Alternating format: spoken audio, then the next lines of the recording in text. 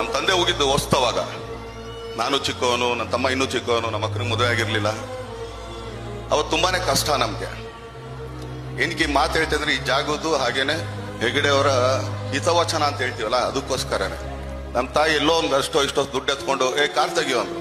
ಏನಪ್ಪ ನಮ್ಮಮ್ಮ ಕಾರ್ ತೆಗಿ ಅಂತ ಹೇಳ್ತಾರೆ, ಡೀಸೆಲ್ ತರಕ್ಕೆ ಕಾಸಿಲ್ಲ, ಕಾರ್ ಇಲ್ಲಿಂದ ತೆಗಿಲಿ ಅಂತ. ಇಲ್ಲೆಲ್ಲ ಧರ್ಮಸ್ಥಳಕ್ಕೆ ಹೋಗೋಣ ನಡಿ. ಅಲ್ಲಿಂದ ನಾವು 4 ಜನ, ನಾನು, ನಮ್ಮಮ್ಮ, ನನ್ನ ತಮ್ಮ, ನಮ್ಮಕ್ಕ 4 ಜನ ಬಂದ್ವಿ. ಇಲ್ಲೊಂದು ರೂಮ್ ತಗೊಂಡ್ವಿ, ದರ್ಶನ ಮಾಡ್ಕೊಂಡ್ವಿ. ಅಲ್ಲಿಂದ ನಮ್ಮಮ್ಮ ಸ್ವಲ್ಪ ಡಲ್ ಆಗಿದ್ರು. ಏನಕ್ಕೆ ಅಂತ ನಮಗೂ ಗೊತ್ತಿಲ್ಲ, ನಾವೇನು ಚಿಕ್ಕವರಲ್ಲ, ಓಕೆ ಪರವಾಗಿಲ್ಲ ಅಂತೇಳಿ. ಆಮೇಲಿಂದ ಸ್ವಾಮಿಗಳನ್ನ ಮೀಟ್ ಮಾಡೋದಕ್ಕೆ ಅಂತ ಅವ್ರ ಮನೆಗೆ ಹೋದ್ವಿ. ಅಲ್ಲಿ ನಮ್ಮಮ್ಮ ಬಾಯ್ ಬಿಟ್ಟಿದ್ ನೋಡಿ ನನಗೆ ಸ್ವಲ್ಪ ಭಯ ಆಗೋಯ್ತು. ಏನಪ್ಪ ಹಿಂಗೆ ಹೇಳ್ತಾ ಇದ್ರಂತೆ. ಯಾಕಂದ್ರೆ ನಮ್ಮಮ್ಮ ಅಲ್ಲಿಗೆ ಡಿಸೈಡ್ ಮಾಡಿದ್ರಂತೆ, ಇರೋ 3 ಜನ ಮಕ್ಕಳನ್ನ ಎತ್ಕೊಂಡೋಗಿ ಕ್ಯಾರಸಿಗೆ ತಳ್ಬಿಟ್ಟು ನಾನು ಬಿದ್ಬಿಡೋಣ, ಯಾಕಂದ್ರೆ ಮನೇಲಿ ಒಂದು ಆಧಾರ ಸ್ತಂಭ ಇರ್ಲಿಲ್ಲ ಅಂತ.